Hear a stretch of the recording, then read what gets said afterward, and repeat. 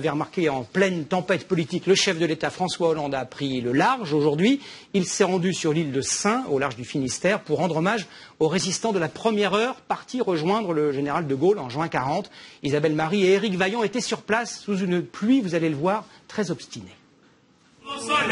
Et pendant ce temps, sous la pluie à l'île de Sein, le président commémore. Il n'aurait à aucun prix, a-t-il dit, renoncé à sa venue.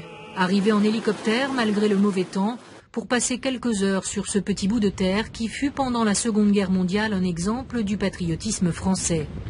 Pas un mot du chef de l'État sur le remaniement annoncé quelques heures plus tôt. Dans quel état d'esprit êtes-vous, Monsieur le Président?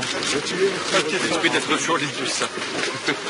Et d'ajouter hors caméra aux journalistes présents « Je ne parle pas, je fais ». François Hollande qui a visité ensuite le musée de la Résistance de Lille en hommage aux 128 habitants partis dès juin 40 rejoindre le général de Gaulle et dont 22 ne sont jamais revenus. Aucun changement donc dans son emploi du temps, François Hollande souriant avec les habitants, mais avec des micros tenus à distance. Et dans le discours, une seule phrase peut-être, comme une allusion à la crise politique en cours. Le message de l'île de Sein, c'est qu'il n'y a pas de péril, pas de difficulté que nous puissions surmonter dès lors que la volonté existe, dès lors que le rassemblement se fait. François Hollande, tête nue, sans protection, sous une pluie battante, et depuis le matin même aussi, sans gouvernement.